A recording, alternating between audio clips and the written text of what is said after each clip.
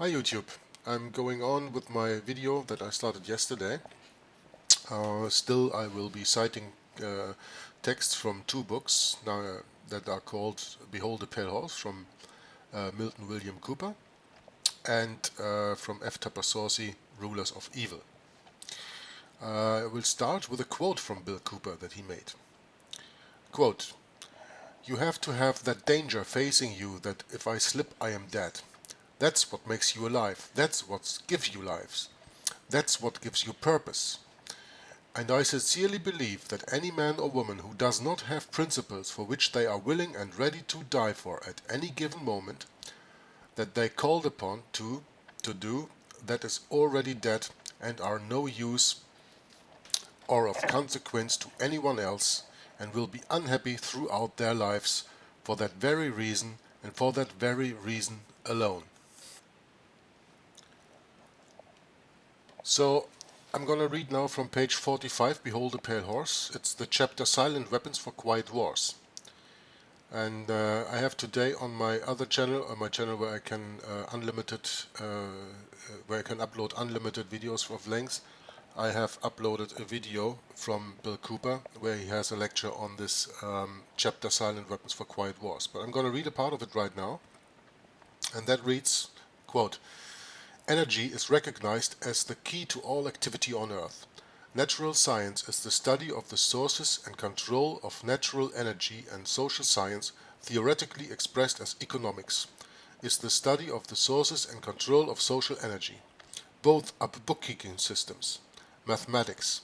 Therefore, mathematics is the primary energy science, and the bookkeeper can be king if the public can be kept ignorant of the mythology of the bookkeeping. All science is merely a means to an end. The means is knowledge. The end is control." Now, watch this. "The end always justifies the means." Please keep the sentence I just read in mind. The end always justifies the means. Beyond this remains only one issue. Who will be the beneficiary? Also, please keep that in mind, because later on in this video I will come back to these two sentences. First, the end always justifies the means, and who will be the beneficiary? Okay? So in 1954, this was the issue of primary concern. All those so-called moral issues were raised in view of the law of natural selection. It was agreed that a nation or world of people who will not use their intelligence are no better than animals who do not have intelligence. Such people are beasts of burden and stakes on the table by choice and consent. That, I find, is a very interesting point that he makes there. People are beasts of burden and stakes on the table by choice and consent. Consequently, in the interest of future world order, peace, the end always justifies the means. So, why did I say keep that in mind from the end justifies the means? I'm going to go over to another subject, and that is the Jesuits. The Jesuits have a vow of induction. And I'm going to read to you a part of this vow that is very important to know. And you will later on see why that is so. So keep in mind the things that I just reminded you from the text of Bill Cooper in the video. Okay? But now I'm going to read a little part of this oath. The Superior speaks, quote, "My son, heretofore you have been taught to act the dissembler among Roman Catholics, to be a Roman Catholic, and to be a spy even among your own brethren, to believe no man, to trust no man. Among the Reformers to be a Reformer, among the Huguenots to be a Huguenot," and please keep in mind this, among the Huguenots to be a Huguenot, "among Calvinists to be a Calvinist, among other Protestants generally to be a Protestant, and obtaining their confidence to seek even to preach from their pulpits, and to denounce with all the vehemence in your nature our holy religion and the Pope, and even to descend so low as to become a Jew among Jews, that you might be enabled to gather together all information for the benefit of your order as a faithful soldier of the Pope. You have been taught to insidiously plant the seeds of jealousy and hatred between communities, provinces, states that were at peace, and incite them to deeds of blood, involving them in war with each other, and to create revolutions and civil wars in the countries that were independent and prosperous, cultivating the arts and sciences, and enjoying the blessings of peace, to take sides with the combatants, and to act secretly with your brother Jesuit, who might be engaged on the other side, but openly opposed to that with which you might be connected, only that the Church might be the gainer in the end, in the conditions fixed in the treaties for peace, and that the end justifies the means.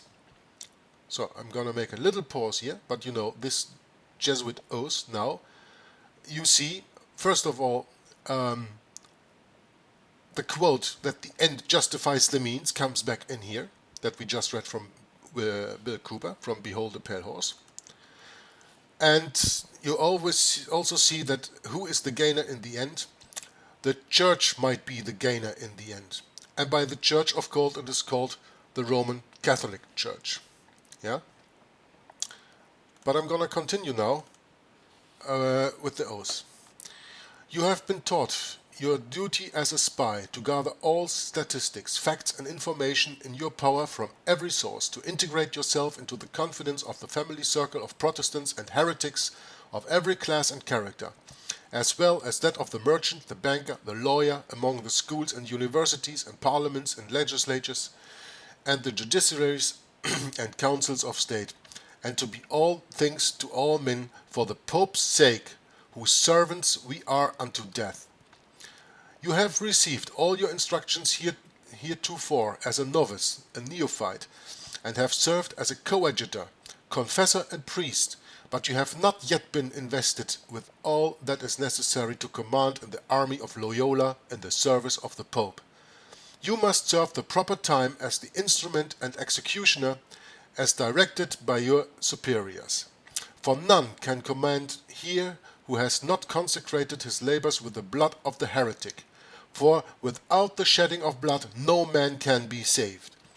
Therefore, to fit yourself for your work and make your own salvation sure, you will, in addition to your former oath of obedience to your order and allegiance to the Pope, repeat after me. Stop quote. So you see, by reading a part of this book that Bill Cooper wrote in 1991, or he published in 1991, where you can see that there are things that are coming back from the Jesuit oath, which is already older than the book.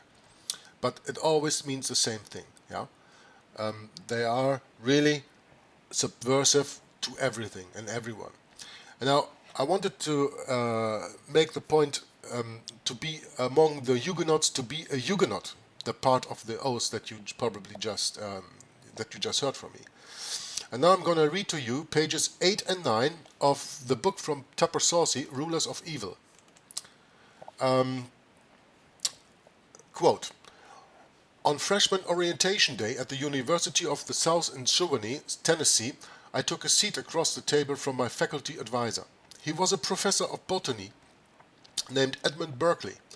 Dr. Berkeley studied the tab on my manila file as though it were some rare species of leaf. Suddenly his eyes leapt into my face. Giddy 18-year-old that I was, F.Tupper Saussy that is, I gulped and tried to smile. Saussy, he mused calmly. Good Huguenot name. The word stumped me. Huguenot? Saussy is a French name, he lectured. Sirouny is a Protestant university. Your people must have been Huguenots. I silently forgave my father for never having told me our name was French, and that our ancestors might have been something called Huguenots. What exactly are Huguenots? I inquired. French Protestants, declared my advisor, massacred by soldiers ordered by Catherine de' Medici in the cahoots with the Jesuits. The survivors were exiled, some established in England, others in Prussia. Some came to America, as your people obviously did. Jesuits. Now, that was a familiar word. In Tampa, my hometown, there was a high school named Jesuit. Jesuit High was greatly esteemed academically and athletically.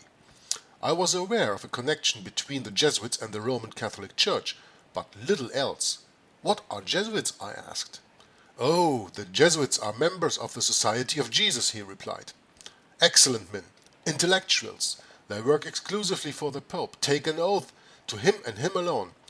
Some call them the Pope's private militia, kind of a swordless army. Controversial.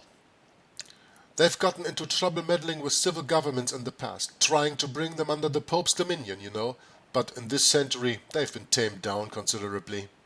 They're wonderful educators. That night I called my father, who answered Dr. Berkeley's surmise. Yes, our people were Huguenots. They arrived in Savannah Harbour in the latter half of the 18th century after a stopover of several generations in Scotland. They had indeed been run out of their beloved country the same way the Jews were run out of Germany. Nazis chased the Jews, Jesuits chased us. Ah, but that was a long time ago, my father said, and I agreed. Forgiveness is a great virtue, and it's best to let bygones be bygones. So I forgot about Huguenots and Jesuits and plunged into my college career, my future, my life. So, as we can hear now, Saussy made for the first time the connection of the Jesuits and the Roman Catholic Church and his own inheritance, being a Huguenot.